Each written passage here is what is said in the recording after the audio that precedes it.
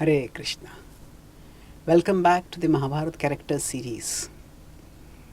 So we are discussing about Yudhishtira Maharaj, and we are at the point of Yudhishtira Maharaj having completed the glorious Rajasuya sacrifice and established the supremacy and the glory of Lord Krishna for the whole world to know unambiguously. So after the sacrifice concluded, the various kings who had come there left. Duryodhana, however, decided to stay on for some more time. He had been in charge of receiving the gifts, and the gifts that had come were so many that his heart burnt with envy. In fact, Yudhishthira had received so many gifts that many of the tributes had ultimately to be turned away because there was no space. And he had given such charity. Thousands and thousands of Brahmins had been given charity, and everybody who had come there had been abundantly satisfied. In the Vedic culture, the king would take pride in giving charity. The glory of a king was known through the charitable disposition. The greater the charity, the greater the glory of the king. Duryodhana's heart burnt with envy on seeing this. And as he was living in the palace, he had been allocated rooms inside the palace. He would go around and seeing the dazzling opulence of the palace, he was infuriated. He tried not to be impressed. His eyes were wide open and he was looking at everything, not with admiration but with envy. Admiration means we are happy by seeing something wonderful. Envy means we see something, we understand it is glorious, but we resent it. And he would mutter and curse the servants under his breath. He tried to show people that he was not impressed. And on top of that, not only was wealth, materialistic people want wealth and women, the opposite sex. And he saw that Yudhishthira Maharaj had such wealth, and then there was the beautiful Draupadi.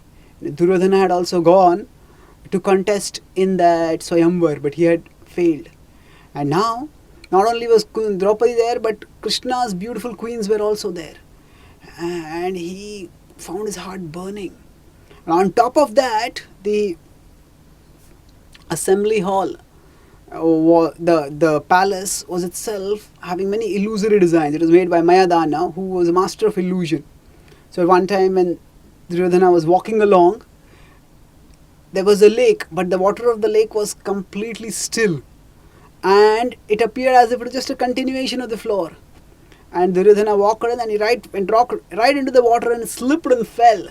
And with his crown fell off, and all his hands went akimbo, and his clothes became wet. He was sputtering in agony. More than the physical pain, it was the mortification. And although the Pandavas and their queens, and Krishna and his queens, they meant no harm, but it was a sight to see a fully grown up man falling like that. And especially when somebody is very proud, very arrogant, and a person falls, it's a natural human reaction. They laughed. So Duryodhana could have taken it in a light spirit. It was a joke, everybody laughed and ended up. But he felt all the more enraged. Yudhishthira Maharaj saw this, and he immediately went up to Duryodhana and offered him some towel and other things to dry himself, and tried to assuage his pride. And when he saw the Pandavas and the queens laughing, he signaled them to stop. Krishna remained silent. And as Duryodhana went forward, another time, there were many doors there, but the doors were also not ordinary. At one time, there seemed to be a door at a particular place, but actually it was a wall, and he walked right into it, and BAM! He hit his head against, and his head started spinning. And as he appeared to fall, the twins came, Nakula and Sahadev, and they supported him. And they were trying to restrain their laughter, and Duryodhana could not restrain his anger. Another time, he wanted to go in a particular direction, and there was a door, but he thought that the door is closed, and he came right up to there and he started walking away, and the door was open. And even the palace attendants, the servants, they could not restrain their smiles. And Duryodhana could tolerate it no more. Yudhisthira tried to pacify him, trying to tell him not to take this so seriously. But Duryodhana could not control his envy, and he went away. And he went out his the ugly emotions of his heart, the anger, the suppressed rage, the furiously foaming envy. And he, along with Shakuni, schemed. He said, all the wealth that Duryodhana has got, that Yudhishthira has got, that can be yours, if you can gamble, can arrange a gambling match. They are more powerful than you. You cannot fight and win. But if there's a gambling match, then you can call them for the gambling match, and I am an expert gambler. I will make sure that I win, and I will get all their wealth for you, O Duryodhana. I can cheat, and whatever is required I'll do to ensure that you win. Just arrange for this gambling match. And Duryodhana went back, and then Shakuni, acting like an elder, concerned elder, he said, "Oh, Dhritarashtra, O king, do you not know that your son has turned pale? His color has gone off, and he is sunk in the depths of dejection. Are you not concerned about your son?" Dhritarashtra was extremely concerned. He says, "What has happened? Son, please tell me." And Duryodhana said, "What person can tolerate the prosperity of his opponents?" And Dhritarashtra tried to pacify him, but he was not ready to listen. And then the gambling match was arranged. And when Vidura was sent, Vidura tried to oppose, but Dhritarashtra was not ready to listen. When Vidura came to Indraprastha, the Pandavas were in their assembly, and it was announced that Vidura had come. They were delighted. Yudhishthira got up and went down to offer his respects to Vidura. Vidura picked him up to embrace him. As he looked at Vidura, he saw that Vidura's face was dried up. He was in great anxiety. He understood, "Oh, uncle, please tell me, is everything all right?" Vidura became very grave and he says, "Nothing is going to be all right now." And he told about the gambling match. The worry from Vidura's face transferred to Yudhishthira's face. And he said, "If we gamble, we will surely fight. Gambling is the root of all dissension. How can we gamble? We should not gamble. And yet, if King Dhritarashtra is called, how can I refuse? He is like my father. And my father to me is like God. How can I refuse his command?" And moreover, Yudhishthira knew that he had just taken a vow. As it is in Vedic culture, a person is expected to obey one's elders. And on top of that, Yudhishthira had taken a vow that he would not disobey his elders. So he was left with no option. And feeling great apprehension, Yudhishthira, along with the Pandavas and Draupadi, went to Hastinapura. They rested for the night, and the next morning they were invited to the assembly hall, which has been specially created just for this gambling match. And various kings and other royal people and courtiers were assembled over there.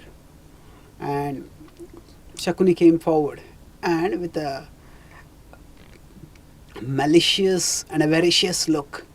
Malicious means desiring harm to them. Avaricious means very greedy. Malicious and avaricious look, which he was trying to conceal. He said, "Oh, welcome.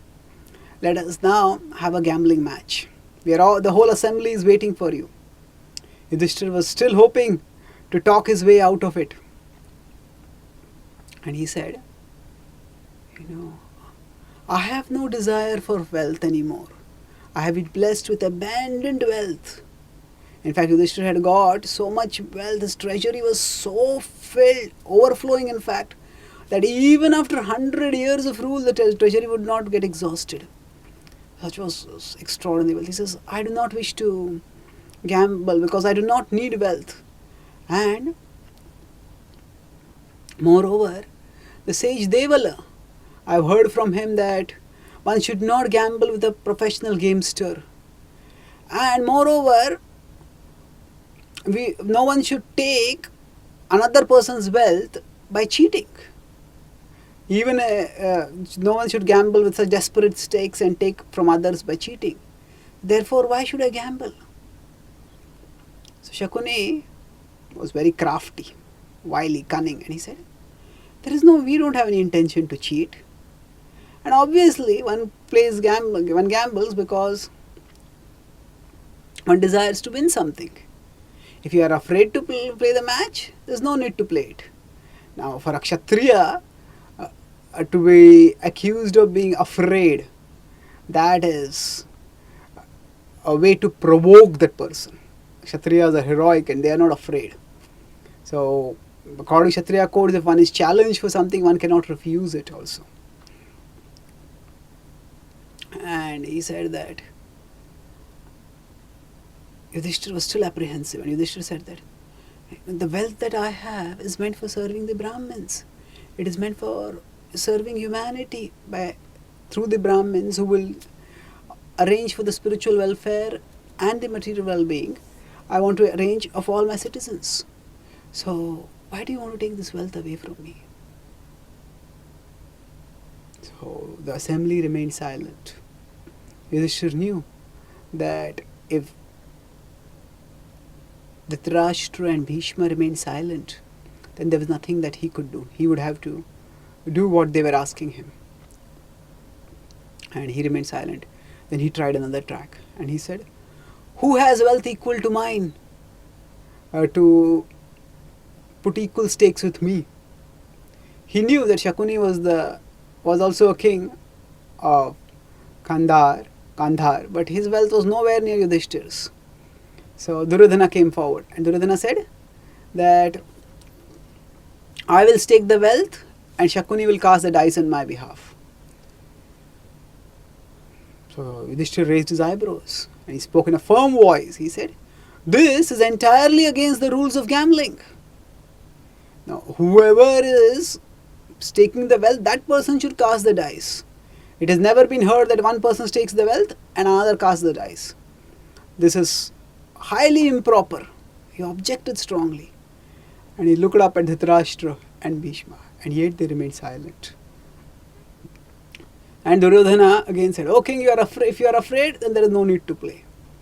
And Yudhishthira knew that he could not refuse the challenge.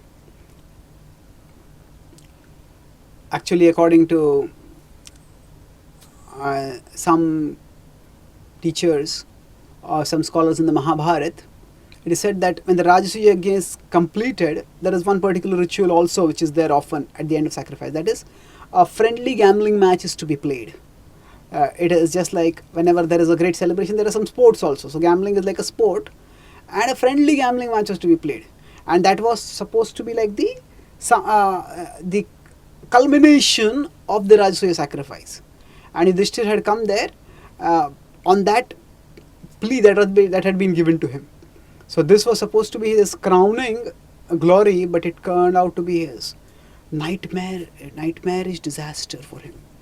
So he started gambling, and 1, 2, 3, he gambled jewels, and he gambled his wealth one by within 10 throws of the dice, all of which Shakuni won. Shakuni was a professional gamester, and he used to play with professional gamblers. He had made gambling his life and soul, and there was just no way anyone could defeat him. And Yudhishthira was as if in a gambler's frenzy. He started losing things after things after things after things after things. As huge stakes were lost, Arjuna tapped Yudhishthira on his shoulder and shook his head. Yudhishthira looked at Arjuna, contemplated for a few moments, and continued gambling. Caught in the frenzy, and eventually he lost everything, and then he staked the kingdom, and then he lost his kingdom also. The only thing that was heard in that assembly was the throw of the dice, and Shakuni is calling out, I have won. And then when everything was lost, Shakuni spoke in a taunting voice, O king, what will you put on stake now? And Yudhishthira was desperate. He said, what had happened? They had lost everything. How would they live now? He said, somehow I have to get everything back. What has happened? So he was, although he was in a frenzy, he was also praying. Oh Lord, please help. And he thought, not knowing what to do, he said, I will gamble Nakula. And in each stake when he was gambling, when he would gamble jewels, he would tell how glorious and precious these jewels are. So when he was gambling Nakula, he talked about the virtues of Nakula. And Shakuni cast the dice and Nakula was lost. Then despairing, he looked around and he cast Sahadev. And he staked Sahadev, and Sahadev was also lost. And Shakuni narrowed his eyes. Yudhisthira was despairing, not knowing what to do. And there was a lull.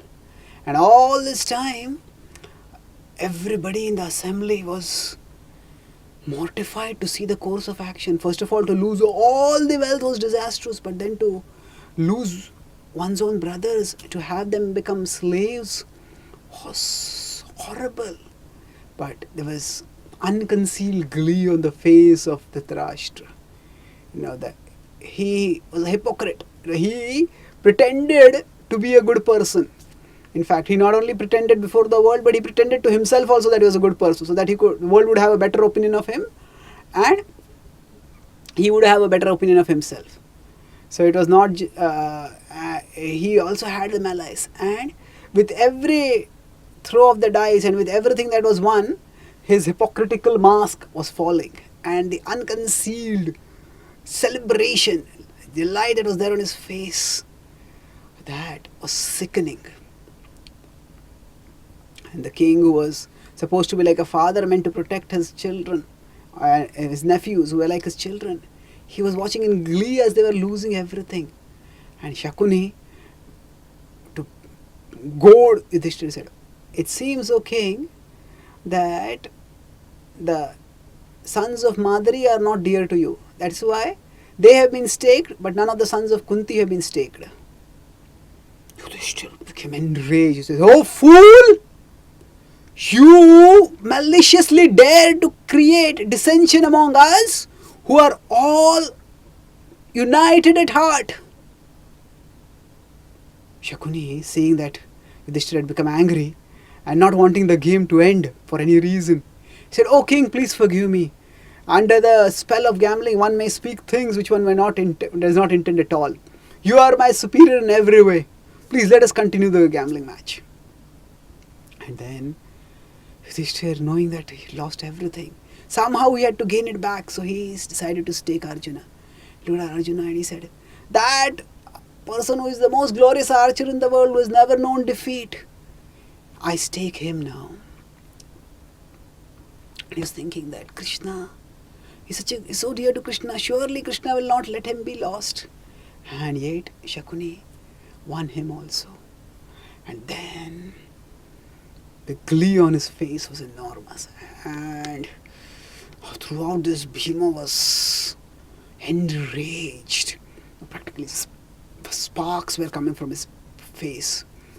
And finally Yudhishthira, not knowing what to do, he said, that great mace fighter and formidably strong Bhima, who has no match in fighting, now I stake him. And Bhima was also lost.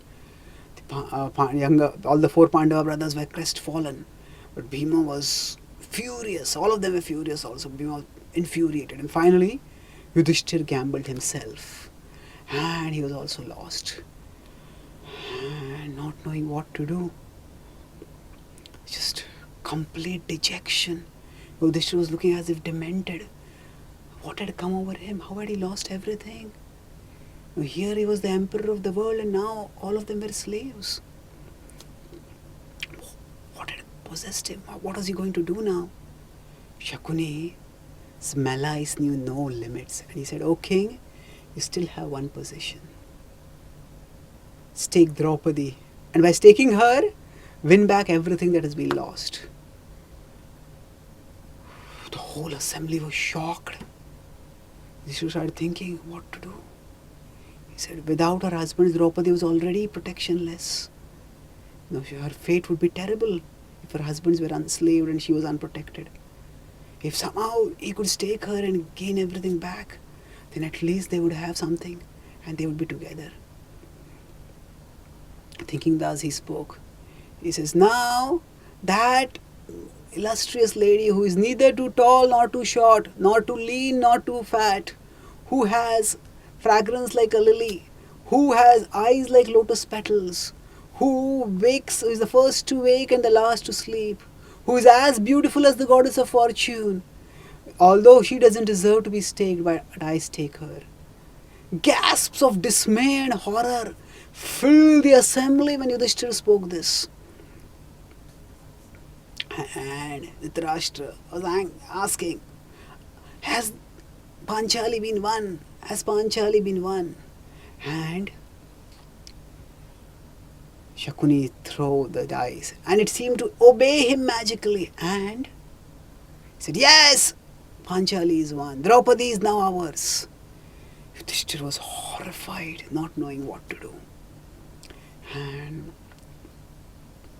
at that time,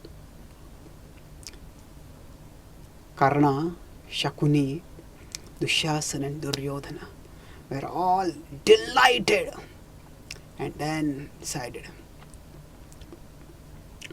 now Draupadi is our maid servant. Get her from she no longer deserves to stay in the royal palace. She will stay along with the maids.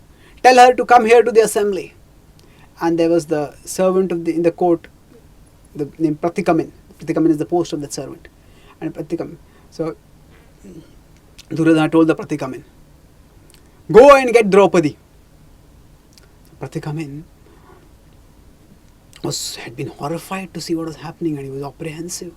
He timidly went to Draupadi, and Draupadi was actually at that time in seclusion because she was in her period. She was wearing a single garment and her garment was stained with her menstrual blood, and she was sitting there and she saw the Pratikamin come in and she saw the fear in his face, and he asked him kindly, what is the matter? And she said, oh, great disaster is going to befall the Kuru assembly. The assembly has asked you to come there because Yudhishthira has gambled you and lost you, and the assembly is summoning you to come in front. Draupadi said, how could Yudhishthira have gambled me? Was there nothing else that he had to gamble? Pratikamin, his voice trembling, with all tears in his eyes, said, oh, Yudhishthira had gambled everything. He had gambled all his brothers, even himself. He had lost everything. And then he gambled you. So now Draupadi realized this was a great crisis, and she decided, rather than panicking, this was a situation when most people, if a woman hears that, oh, all our wealth is lost, you could have collapsed. But Draupadi remained grave, and she said, go and ask the assembly that if Yudhishthira had gambled himself first, then how could he have gambled me? If he was himself a slave, then how was he my master to gamble me? Whose master was he when he gambled me? So the Pratikamin went back, and seeing him coming alone, Duryodhana asked, where is Draupadi? He says, she has asked a question to the assembly. If Yudhishthira had gambled himself and he was not even his own master, then how could he have gambled her? So Duryodhana, Pandavas had been agony and anger on seeing this brazen attempt to insult them and to insult their wife. They're barely controlling himself to heap further humiliation and to increase their misery. Duryodhana smiled sardonically and he said, oh, go and tell Draupadi that she should come here and ask this question to her husband, Yudhishthira. The Pratikamin went slowly. So Draupadi was waiting. He says, the assembly is summoning you so that you can ask this question to Yudhishthira. So she asked, who said this? Duryodhana. Duryodhana has said this. He says, she saw that Pratikamin was trembling. He says, that Supreme Lord who ordains all things has surely ordained this. In this world, Good and bad things happen to both the wise and the unwise. But the wise know that morality is to be followed. For morality is the greatest wealth and it brings the greatest fruits. So the Kuru assembly should not abandon morality at this time. Oh, Pratikamin, go and tell this, my message, to the assembly. And when he went back and he said this message again, and he looked around. Actually, before that, Yudhisthira, he'd been completely silent, not knowing what to do when first time Pratikamin had come. Finally, when Duryodhana remained silent, not saying anything, Yudhisthira told Pratikamin that go and tell Draupadi that although she is in seclusion and she is wearing single cloth, she should come to the assembly. That is Duryodhana's order. Now, Draupadi had understood that this is Yudhisthira. So first Duryodhana had given the order, and then Yudhisthira had seconded it reluctantly. And Draupadi had understood what was happening. So she was appealing to the whole assembly. And at that time, Duryodhana saw, Pratikamin came back second time and gave this message. So Duryodhana was furious. And he said, "Oh Pratikamin, you fool! You are afraid of Bhima. And that is why you are not going. Oh Dushasan, you go and get Draupadi." Now he was using the word Bhima because he had special animosity towards Bhima. And he wanted to hurt Bhima as much as possible. And Dushasan, enjoying the discomfort, the misery, the fury of the Pandavas, marched towards Draupadi's palace. And as he went into the chambers, like a dog entered into a lioness's den, he marched in. And when Draupadi was sitting and she saw Dushasan coming, she screamed and ran away. Her intention was to flee to Gandhari's palace and beg to Gandhari for protection. Dushasan laughed and charged after her and grabbed her by her hair. And she was screaming, "Oh wretch! Leave me, I cannot go into the assembly in this condition wearing a single cloth." Dushasan grabbed her and pulled at her hair and grabbed her ruthlessly, shaking her. He says, "Now you are our slave. Whether you are wearing a single cloth or no cloth, if the king summons you, then you must come to the assembly." And he dragged her heartlessly. Draupadi was screaming and crying like a female osprey, begging, "Oh wretch, leave me, I cannot go to the assembly in this condition." Without hearing a word of what she was begging, he dragged her by the hair from the women's area of the palace right into the assembly. And he dragged her by the hair and flung her. And she fell right in front of everyone in the assembly. And she got up and eyes went towards her 5 husbands. She was besides herself with horror, anger. She looked with helplessness and fury at her husbands and the 5 Pandavas. Now all that had happened in the assembly, that did not hurt them, that did not cause them as much pain and anger as the glance of Draupadi, that wife whom they were all duty bound to protect, though that wife who served them so faithfully throughout. Now she was undergoing such misery and humiliation and begging for their protection, and they were helpless. She turned towards Yudhisthira. The Pandavas couldn't bear to look in her eyes, and they looked away. And Draupadi gathered herself, got up. She folded her hands and back to the assembly. He says, "Oh virtuous ones, please forgive me that I am not properly attired. I am not in the condition to come to the assembly, but I have been forced to come. All of you are knowers of dharma. You are the dispensers of justice.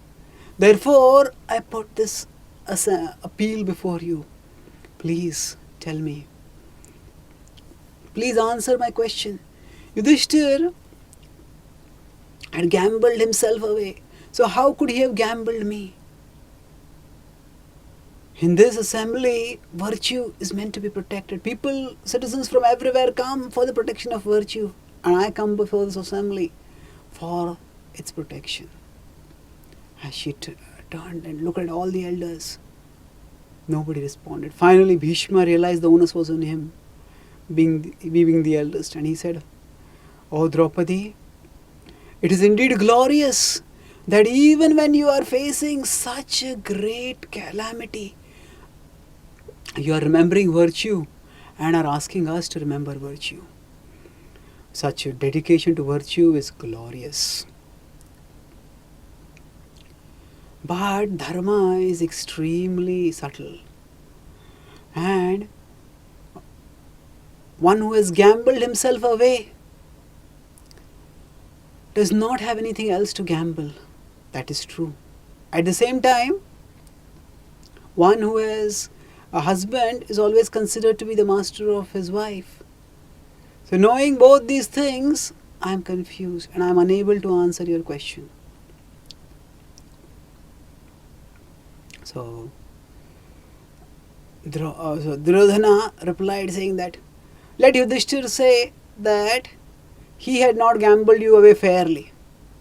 So Draupadi spoke and he said, "He was forced to gamble against his will by conniving people who had schemed to defraud him of everything. How can such a gambling match be considered to be fair? I do not consider Yudhishthira, my husband, the king, to be having the least iota of blame. I ask this assembly to adjudge fairly."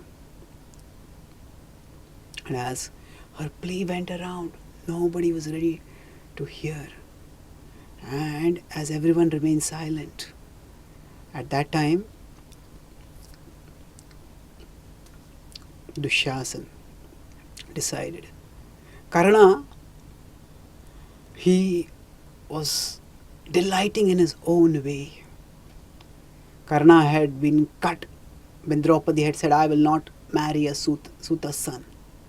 And he was delighted. So as everybody spoke, Vidura, just before Draupadi had been called, Vidura had spoken the same point. Yudhishthira had gambled himself, so he cannot have gambled he cannot gamble Draupadi. Draupadi is not lost. And fine, but now his words had not been heard. Vikarna, one of the brothers of Duryodhana, he did not share so much the evil disposition of Duryodhana, and he got up. He said, "Oh assembly, Draupadi has asked a question before you. You must answer this question. It is the duty of the assembly to answer." And when nobody answered, finally Vikarna looked around everyone and he says, "I will answer them."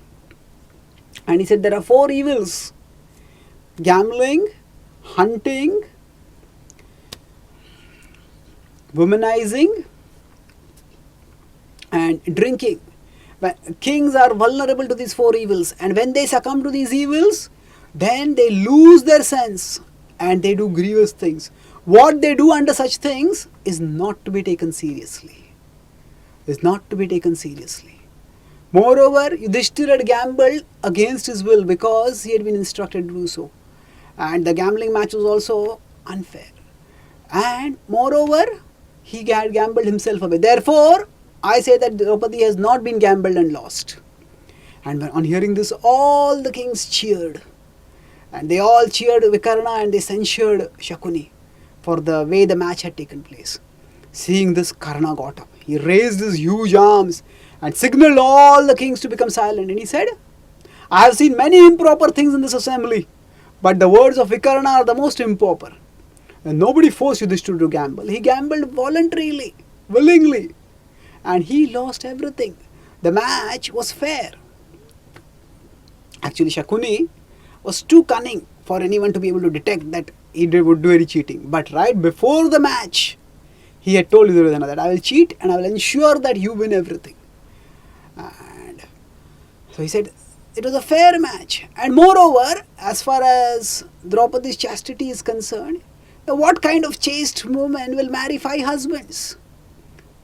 She's already unchaste. She's a harlot. She's a prostitute. And a prostitute deserves to be treated as such. Now that she is your servant Duryodhana, why not disrobe her? And the Pandavas, they are also your slaves. They do not deserve to wear the royal robes. They should take out those royal robes. These words were piercing into the hearts of the Pandavas, and they slowly took out their royal robes, their crown, and all the signs that they were kings, and they cast them aside. And Dushasan moved forward to disrobe Draupadi.